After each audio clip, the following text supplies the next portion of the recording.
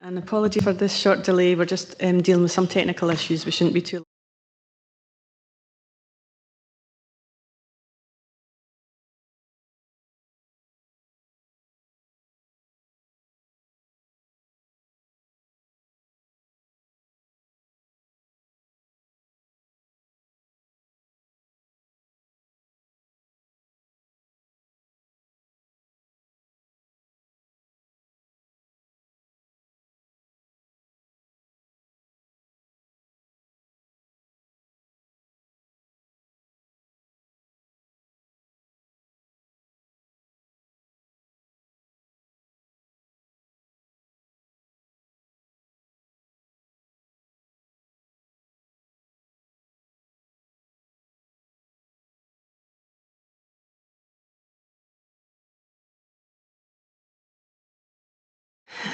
Welcome to this afternoon's Policy and Resources meeting. This meeting will be recorded as normal, and I just ask everybody to observe the usual conditions with hybrid meetings. Can I ask if we've got any apologies or substitutes today? Yes, Convener, we have apologies from Councillors Fairweather, Gregg, McLaren, Shepherd and Wan. We have Councillor Stewart substituting for Councillor Gregg, Councillor Proctor substituting for Councillor McLaren, and Councillor Fotheringham substituting for Councillor Wan. Thank you. Do we have any declarations of interest or statements of transparency?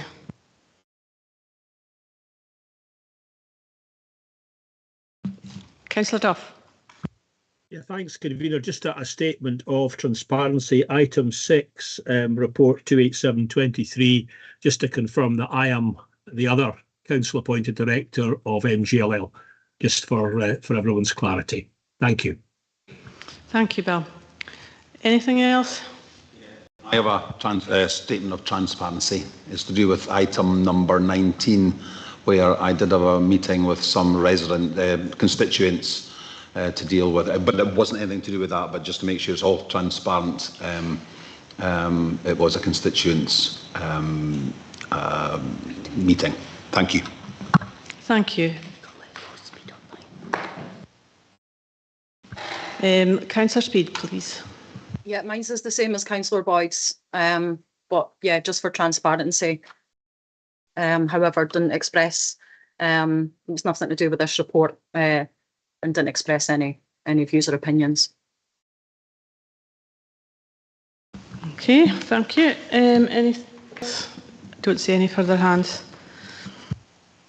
Okay, we move on to item 3, the minute of previous meeting. Do we agree that this is a correct record of the meeting? Thank you. Item 4 is the Capital Monitoring General Fund Capital Programme for 23-24, and this report is from the Director of Finance. I'll pass it on to Mr Lormer. Oh, pardon, before I pass on, I think Councillor Stewart has a hand raised. Thanks, Convener. Yeah, just at this point, I'd like to move that in relation to item 17, the exempt appendices to report 29623, item 15, which is the Inch Pavilion report, that the exempt appendices also be heard in the public domain. I feel that this is common good, which is effectively, it belongs to the people of Montrose. We as councillors are overseeing this on behalf of those that elected us. They put their trust in us to look after the common good interests in our borough, and I see no reason that this needs to be on a green paper. And in the interest of transparency, I feel that this should be changed to a white paper. Thank you, Councillor Stewart. I'll pass on to Jackie Buchanan for some legal advice on that. Thanks. Thank you, Convener. If members are minded to deal with this matter now, we can just do that in terms of whether or not the appendices should be taken as exempt. So I'll just proceed on that basis that we'll deal with that matter now. So what I would propose to do is give a little bit of advice in relation to the matter before any decision is taken on it. So, as members are aware, the Council may by resolution exclude the public from a meeting and this is during consideration of an item of business, and it's whenever it's likely, in the view of the nature of the business that's to be transacted or the nature of the proceedings, that if members of the public were present during that consideration, there would be disclosed exempt information. And as members are well aware, exempt information is defined in terms of legislation. In accordance with this, officers are provided 2 appendices exempt for this report. We have a proper and legal basis for this detail being exempt, which means it can be discussed in private. This includes information relating to the financial and the business affairs of the bidders, and also conditions to be included in the contract for sale of Inch Pavilion if members in fact go ahead and determine that they wish to proceed with the disposal. It applies where it's likely that the exempt information would be disclosed. So in that event, if the information either in the appendices or in terms of any discussion that would take place, that's when it's relevant in terms of the exemptions. It's our practice as a council to discuss such detail in private. Our practice is generally known and accepted, and I would urge caution in changing it. There are a number of steps to be taken even once members approve a preferred option in terms of the report. The value in bids received would be disclosed if it's taken in public, and if the preferred bid fell through and we had to start again, everyone would know what the position was previously, which may impact on any new bids and prejudice the council. Thank you for that clear advice. I think that's quite straightforward. I think we should continue to discuss this item in private. Is everybody content with that?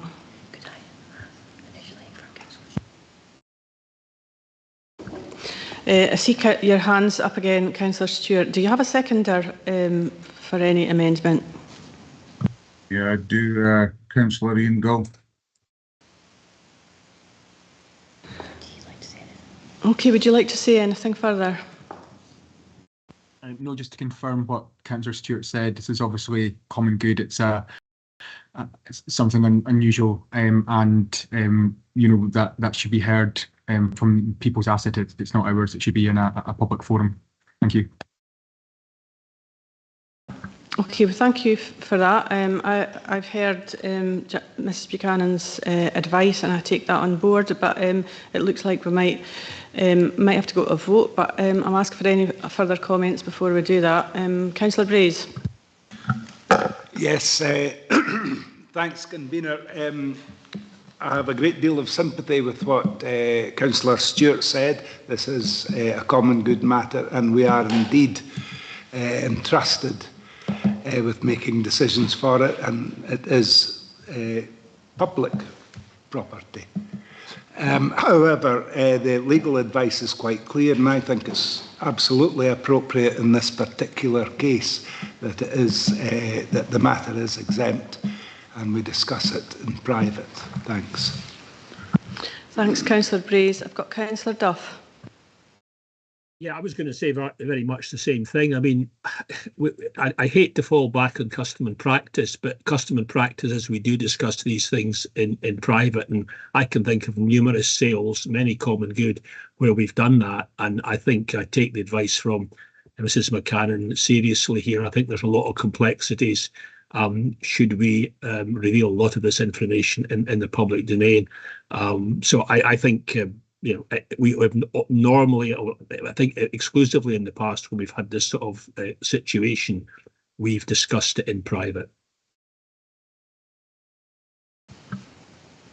Thank you. I don't see any further hands, so I'll pass back to Mrs Buchanan for the procedure. Convener, I'm presuming you're moving that we exclude the public and press in relation to that item? Yes. Do you have a seconder? Okay, the motion by yourself, Convener, seconded by Councillor Brays, is that the public and press be excluded during consideration of item 17, the exempt appendices to report number 29623. The amendment by Councillor Stewart, seconded by Councillor Gall, is that consideration of item 17 appendices to report number 29623 be taken in public. Please vote motion or amendment. Motion. Councillor Brays. Motion. Councillor Beattie. Motion. Councillor Bell. Motion. Councillor Boyd. Motion. Councillor Cowdy. Motion. Councillor Duff. Motion. Councillor Durno. No vote. Councillor Gall. Amendment. Councillor Stewart. Amendment. Councillor Proctor. Amendment. Councillor Nicholl. Amendment. Councillor Shepherd. Motion. Councillor Speed. Amendment. Councillor Fotheringham. Amendment. Sorry, the motion is carried by 8 votes to 6. The public and press will be excluded during consideration of that item. Thank you. I will now move on to item 4, which is the capital monitoring, and pass over to Mr Lorimer. Convener. Councillor Stewart. Convener, I'm hearing an echo there. Could I ask that my dissent is recorded to this in the minutes? And I'll also leave the meeting at item 15 and take no part in the vote. Thank you. Thank you. Councillor Gall. Thank you, Convener. Can I also ask that my dissent is recorded, and I will also be leaving the meeting for the agenda item. Thank you. Thank you. Councillor Nicholl. My dissent as well be recorded, and I will leave the meeting for that item. And Councillor Fotheringham. Thank you, Convener. Yes, like my colleagues, my dissent is also, I wish will be leaving the meeting for that item as well. Okay, is that a new hand? That's a legacy hand, apologies. Okay, thank you. Councillor Proctor. The same as my colleagues. Okay, thank you. Councillor Brays. I find it really disappointing that so many councillors are abrogating their responsibility in the decision making in this matter, particularly Montrose councillors. Thanks. Thank you. Before I pass over, have we got any further comments or questions on that issue?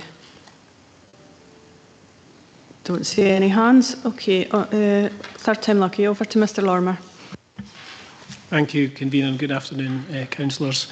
The agenda item 4 is the first full capital monitoring report of the new financial year.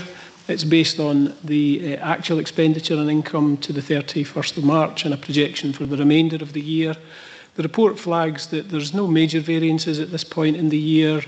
Actual spend is quite low, but we do expect to see significant spend happening in the latter part of the year in relation to 2 significant projects, one in terms of Moneyfeith High School replacement, and following the decision of Council, Special Council this morning, the Arbroath Places for Everyone project.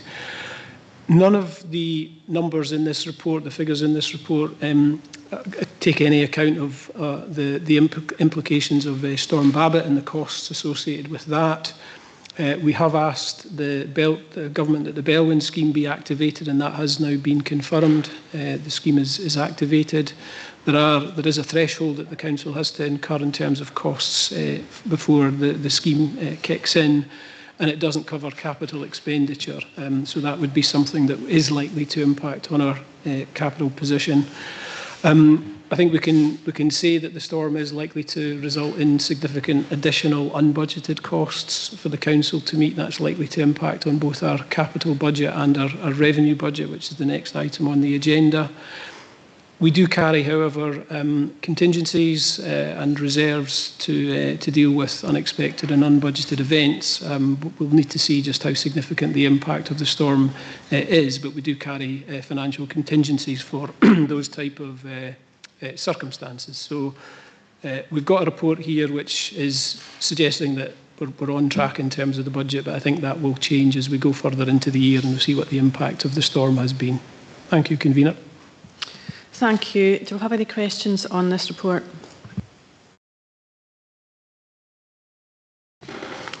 No questions. Any comments?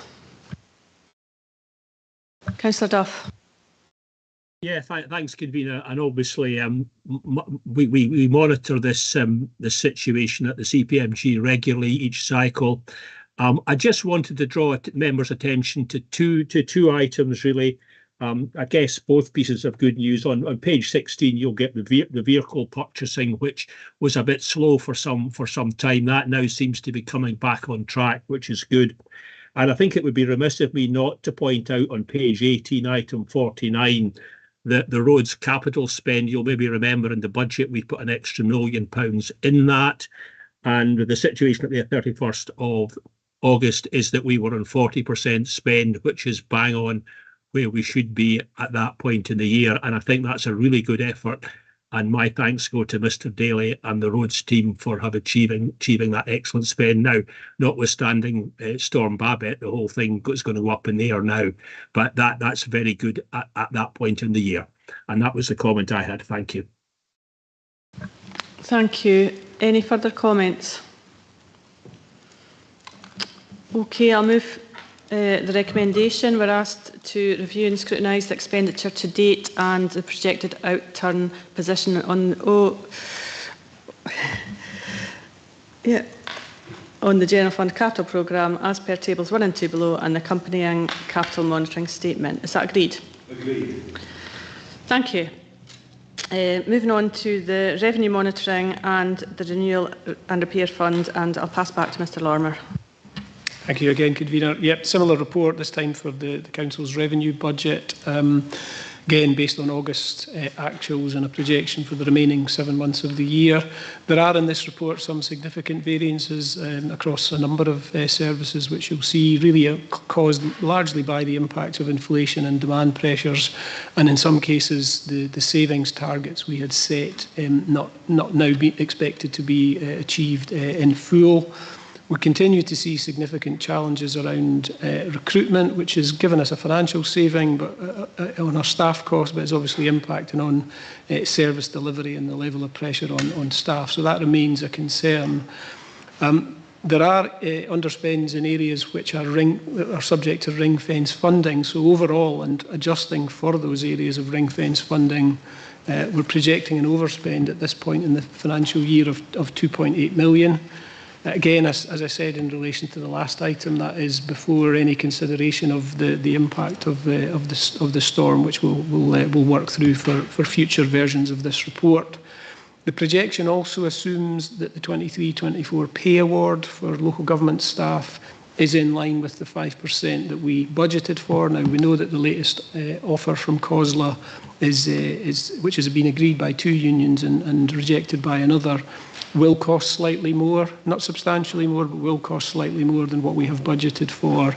We haven't made any allowance for that in this report at this stage because we still need to see what the outcome of those negotiations are. But at this stage, we're budgeting or we're projecting in line with the budget. So some more significant variances in this report than the previous report, which we will need to keep an eye on.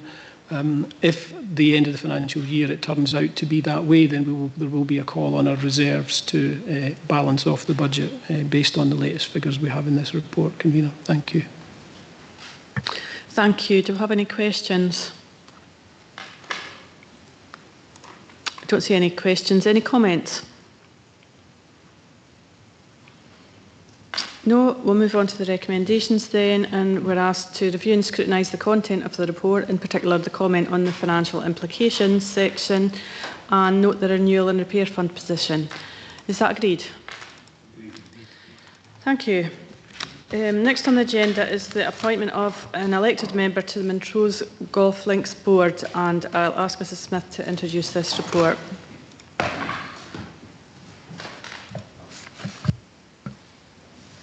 Thank you. The report is seeking a nomination of an elected member to be appointed to the Montrose Golf Links Board to replace the current officer member who has supported Montrose Golf Links for some time. However, in terms of operational arrangements, we require the resources to be able to better support the golf links and other golf activity, and therefore we are seeking to replace the officer with the elected member.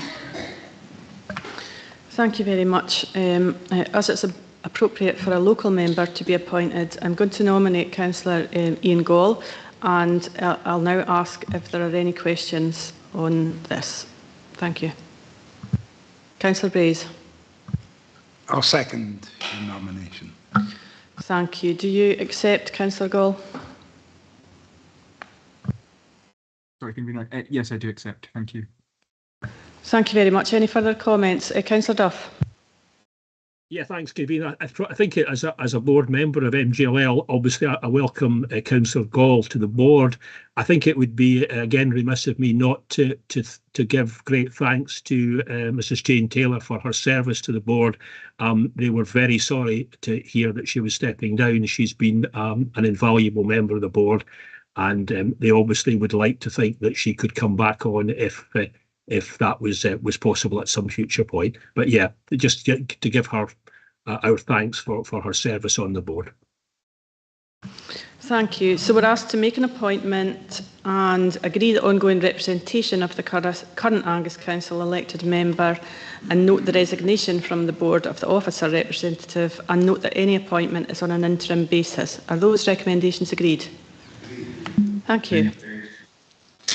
Okay, next item on the agenda is Angus Council grant governance proposals, and I will pass once again back to Mrs Smith. Thank you. So members will be aware that we regularly bring reports to committee, either seeking approval of grants, to submit grants, or looking for how we will approval in terms of how we will deliver on grant allocations. So the paper is trying to set out a clearer, more efficient process, let's say, that brings together how we will deal with different grants that we receive in terms of non-core funding. It also follows on from a motion presented back in May 2023, which was seeking to clarify the role of elected members in governance of funding and external funding. So through the paper, we are trying to set out how we have identified a new corporate grant register so that all grant funding will be collated in one place, making it easier to report on grants awarded and the level of grant funding that we have had into Angus Council. Reviewing all guidance documents which required some updating, and also looking to set up a new subcommittee which would be a different method of agreeing on grants, but still involving elected members, and would give us that turnaround which we often require to meet very tight deadlines. Thank you very much. I think this is a welcome report. It provides more transparency, and that's always a good thing. So can I ask if there's any questions? Don't see any hands. Any comments? No, we'll move. Oh, Councillor Speed, thank you. Yeah, sorry, it was kind of, I'm not sure if it was bordering on question or comment, but yeah, I'm just concerned with regards to the recommendation for option 2. I appreciate the tight timescales, and especially with decisions being taken at committees, but with the subcommittee, it doesn't involve any of the non-aligned members. So yeah, I'm concerned about that aspect. Okay, I'll pass back to Mrs Smith.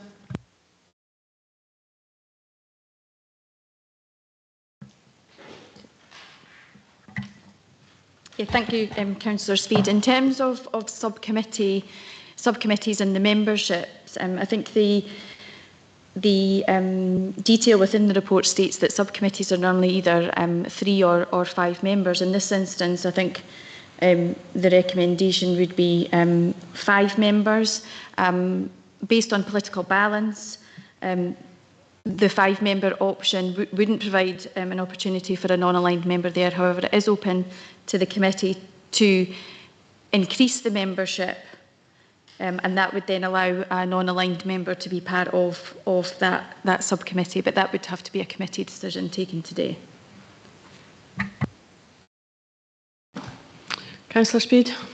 Okay, yeah, am I able to then ask the committee to consider that, to consider whether they would then increase the membership so that a non-aligned could represent, please? Thanks, I'll take advice on that, Councillor Speed.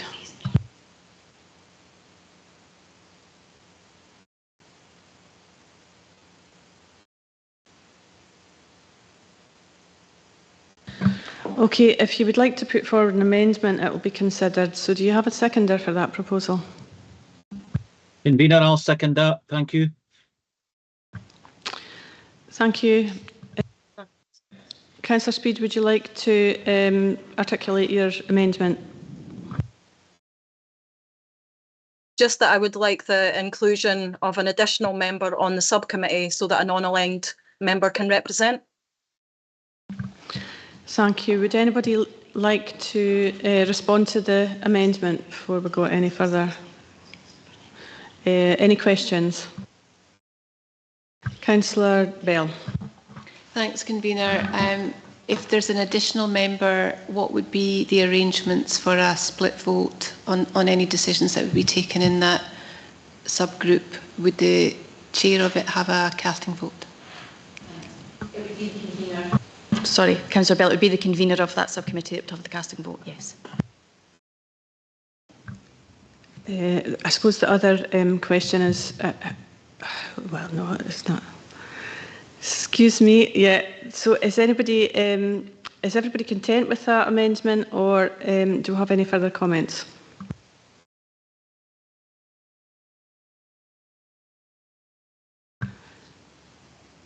No further comments. So, I'll just take some advice. Through yourself, Convener, would members want to populate the subcommittee today, or do you want a delegation to be given to the committee officer to consult with members and to come back and confirm that to members after the meeting? I think a delegation would be appropriate because we don't have a full complement here today. Okay, thank you. Is everyone content with that? Yes. Thank you. Okay, any further comments before I move to the recommendations? No. Okay, there's quite a few recommendations here. We're asked to note the papers being prepared following approval of the motion presented by Councillor Wan and seconded by Councillor Nicholl. We note the work underway to review existing guidance documents. We note the implementation of a new corporate grant register. Note the new officer governance arrangements for external funding, etc. Agree that a delegation will be added to the Council's scheme of delegation, delegating authority to the relevant director to determine whether or not to submit applications and to determine whether or not to accept offers of funding. We agree option 2 as outlined in this report. We note that, subject to the amendment, we note the regular updates on all funding secured and administered to third parties, and we note that information on the new approach and revised guidance will be cascaded to staff. Are those agreed? Thank you. Next item is the UK Shared Prosperity Fund update, and I'll pass back to Mrs Smith. Thank you. We previously brought forward a report on the UK Shared Prosperity Fund and seeking approval for the investment plan for Angus, which was subsequently submitted and approved. There are no recommendations here for approval. However, given the interest in the investment plan, we've brought this forward so that members can see where we are at the moment with spend on the UK Shared Prosperity Fund, including a recent decision in terms of the signal tower, which was improved in September. So the recommendations are for noting. Thank you very much. Do we have any questions on this one? Don't see any hands. Any comments? No. Do we agree to note the report as articulated in the recommendations? Thank you. Thank you very much.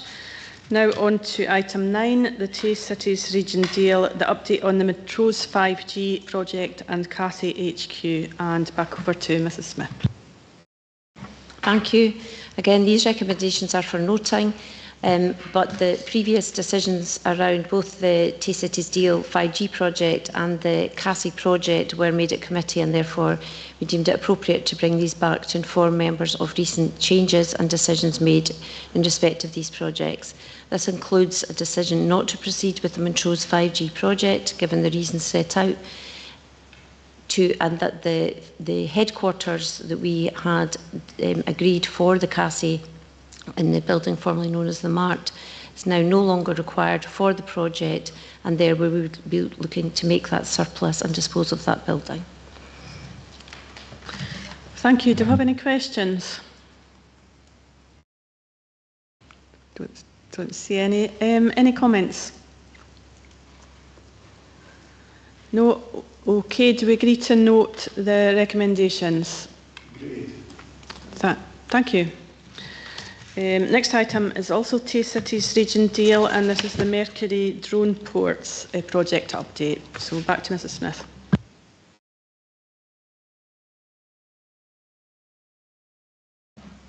Yes, this is again an update on the Mercury drone project with a number of items that we are just bringing forward to members for information to note, and looking at the current position in terms of that project. The intention to lease land at Broomfield Industrial Estate to progress the project, while the 04 site is still under consideration and future development. We're looking to sign the grant agreement in relation to this project, and therefore seeking delegated authority for the procurement of specialist commercial services to provide the commercial advice we require to be able to enter into legal contracts with businesses. Thank you for the update there. Do we have any questions on this item? Councillor Duff. Yeah, thanks, Convener. Really just to ask Mr Smith to confirm that when we say we're actually leasing the land, we're actually leasing our own land. It is council land, isn't it? That's correct. Thank you. Thank you. Any further questions? Councillor Bell. Thank you. It's just quite a practical one, Alison. Thanks for the report. On page 80, around the use case trial involving Stracathro and 9 Wells, do you have any feedback for us on how that?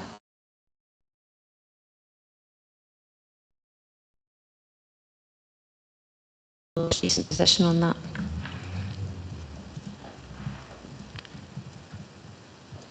Mark. Sorry, I lost internet connection slightly there. So in terms of the use case trials, it was deemed a success, despite some of the weather conditions we faced when we were doing the trials.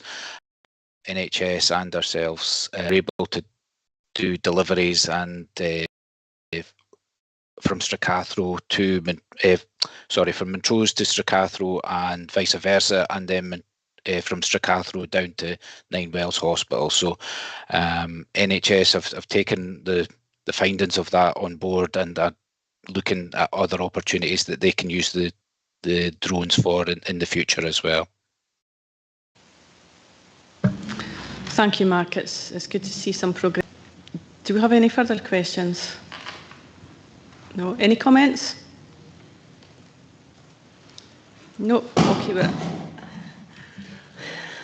We're asked to note the recommendations, including delegating authority to the Director of Vibrant Communities and Sustainable Growth to procure a commercial services consultant. Are the recommendations agreed? Agreed. Thank you. Moving on to item 11, which is the change programme update, and pass on to Mrs Buchanan. Thank you, Convener. Members will see this is the update on the change programme. While good progress has been made generally on a number of the projects, there's also been a bit of adjustment and slippage to a number of the savings, and these are outlined in paragraph 4.3 of the report. The amended position is mainly due to a full review of each project being undertaken to measure the deliverability of the future savings targets.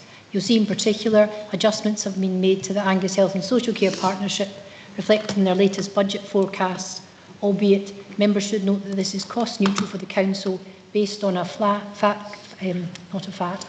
cash settlement approach. Members should also note that it's challenging at times actually to estimate future savings from a project when it's first initiated, and of course there are certain assumptions made when projecting the savings. As projects progress and move towards completions, these assumptions may not materialise as anticipated or may not materialise within the time frame that has initially been set. Details of the various variances are explained in section 5.2 of the report. I'm happy to take any questions on the detail. Thanks, Convener. Thank you. Do we have any questions? I'm not seeing any questions. Any comments? I've got a hand up there. I'm just going to try and figure out who it belongs to. Councillor Speed. Councillor Speed. Yeah, and I did have it just in time for a question, if that's okay, Convener. Of course. Yeah, it was just with regards to the moving and handling training. And cool.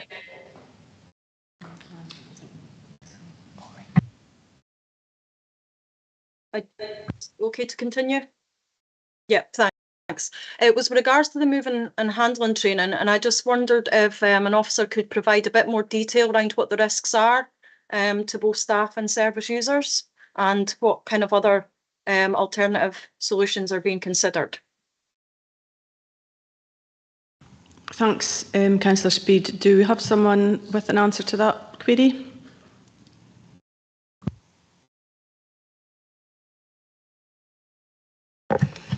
Convener, we'll take that and we'll get back to Councillor Speed on that issue to do with the change programme.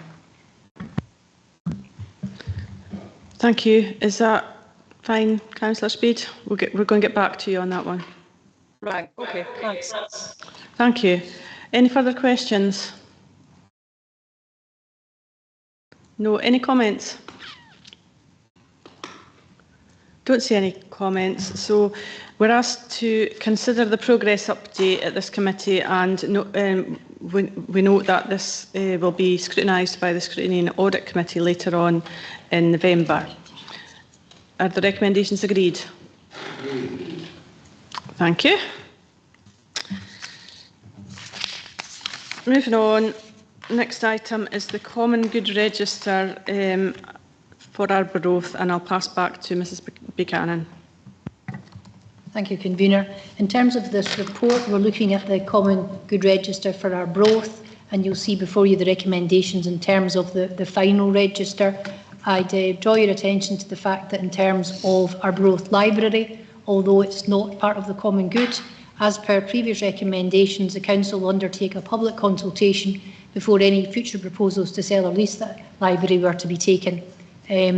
Also, in terms of the last recommendation, to note that we're continuing with the Common Good Register completions for the remaining Angus boroughs. Thank you.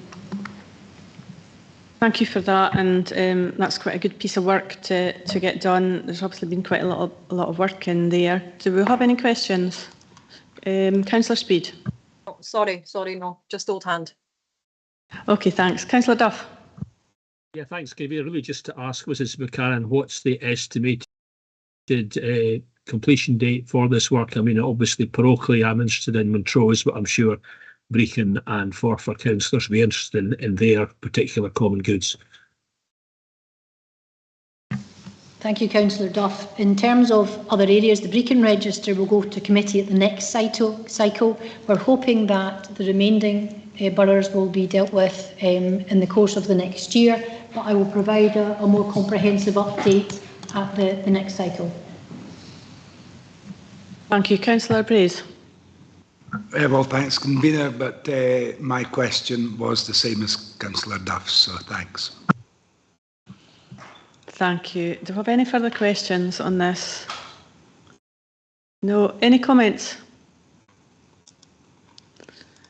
No, well, there's several recommendations here, all to note, and we're asked also to agree to adopt the list of land and buildings. Are those recommendations agreed? Agreed. Thank you. Next item is the Regulation of Investigatory Powers Scotland Act Annual Report, and once more I'll pass back to Mrs Buchanan. Thank you. In terms of this report, it's just an annual report that we're required to bring in terms of the policy for RIPSA. And there's been a few minor amendments as outlined in paragraph 3.2 of the report. Happy to take any questions on this. Thank you. Do we have any questions? Don't see any comments. No. In that case, I'll move on to the recommendations, and we're asked to determine that minor amendments are required to the policy and guidelines, and we're asked to determine that no amendments are required to the surveillance through social media policy, and note that the policies referred to will be presented to this committee annually for approval. Is that agreed? Agreed. Thank you.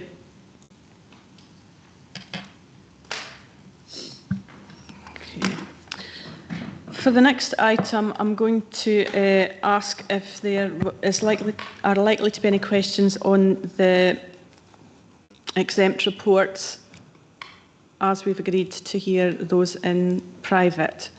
Do we have any questions on those reports?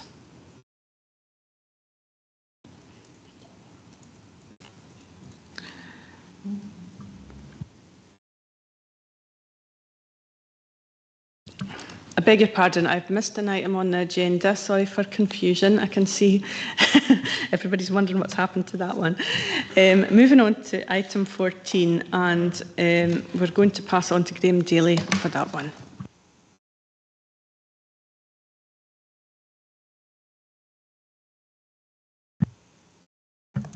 Thank you, Chair.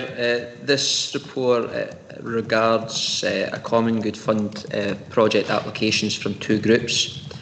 The report advises members regarding the funding applications that have been received and seeks committee approval to fund both the projects. The applications are from the Forfar Action Network to procure replacement Christmas lights, and also from the Montrose Burns Club for a contribution towards the funding of new Burns Memorial in the town. I hope that the report provides members with the information necessary for you to reach a decision on these. Thank you for that. Do members have any questions on the paper? No questions. Any comments? I don't see any. I'll move to the recommendations, and we're asked to approve to fund the additional project from Forfar Common Good Fund and the additional project from Montrose Common Good Fund. Is that agreed? Agreed. Thank you. Okay. Now we'll move on to the potential questions on the exempt report. Do we have any questions on the exempt part of the paper?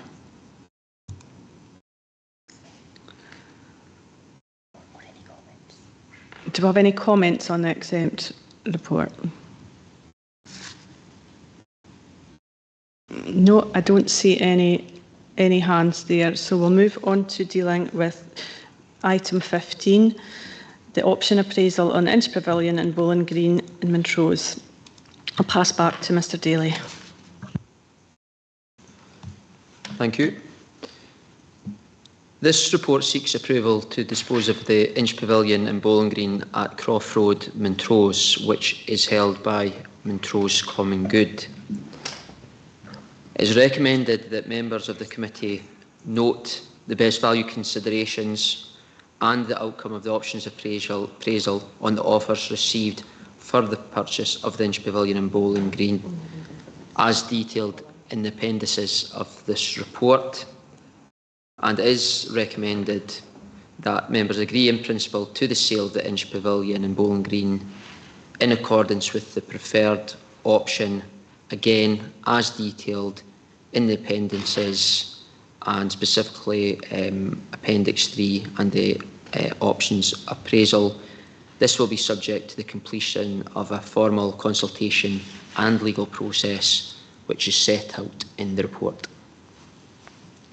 Thank you very much, and I thank you for the additional work that's been carried out by officers to give us as much information as we need to make a decision here. Can I ask if there's any questions? And I see Councillor Duff. Apologies, that's a legacy hand. Okay, anybody else with a question on this paper? Don't see any. Any comments?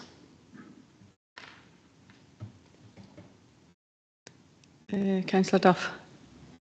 It is a comment, but it was kind of a question, and I think we raised this at the pre-agenda meeting, that have officers determined how they are going to inform individuals or bidders as to what's happened, because as elected members we will be asked that question. So it would be good if we had a clear strategy for doing that.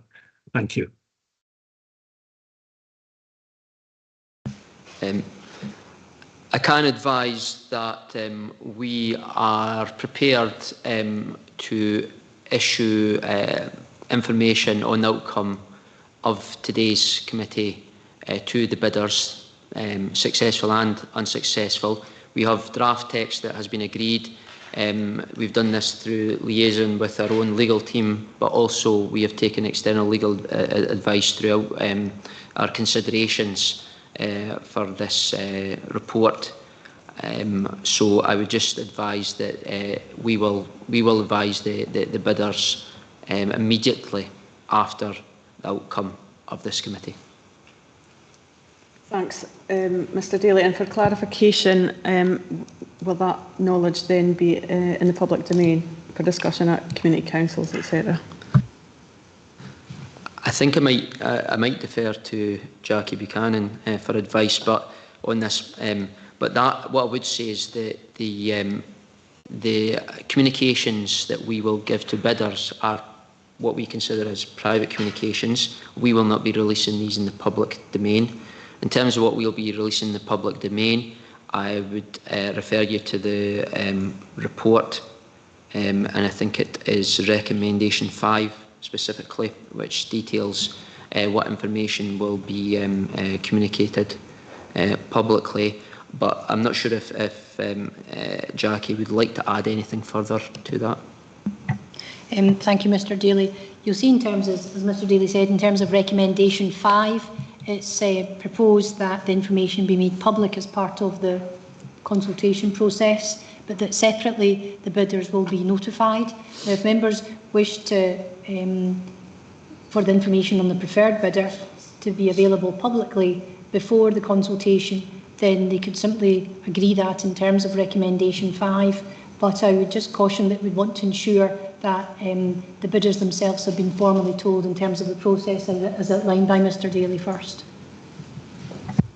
Thanks for the advice. Is that quite clear for everybody? Yeah. And do we have any further questions? No? Any comments? Okay, I'll just move to the recommendations in that case. So we note the best value considerations and the outcome of the options appraisals. We agree in principle to the sale of the Inch Pavilion and Bowling Green in accordance with the preferred option 2. We agree and authorise the Director of Infrastructure to proceed, and we agree the bidders will be notified, and as discussed we'll agree that the following information in relation to preferred option 2 will become public as part of the formal consultation process and subject to the amendment that Mrs Buchanan noted. Are those agreed? Agreed. Thank you.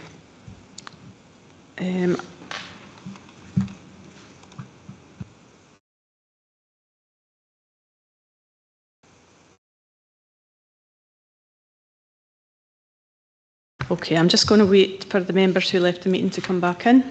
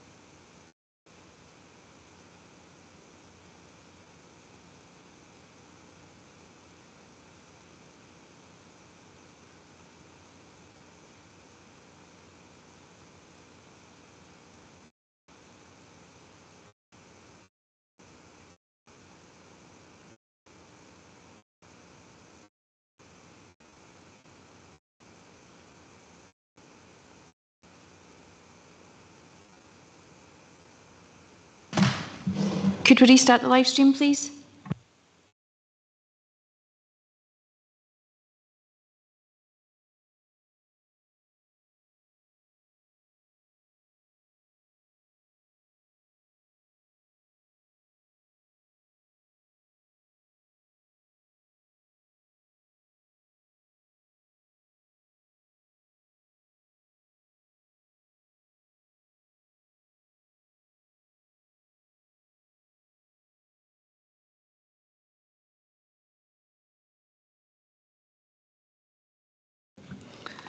Thanks, everybody. And we'll now consider item 16, the possible exclusion of public and press for items 18, 19 and 20.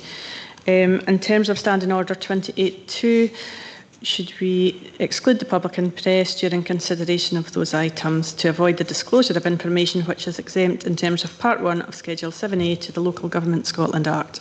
Is that agreed? Can we stop the live stream again, please?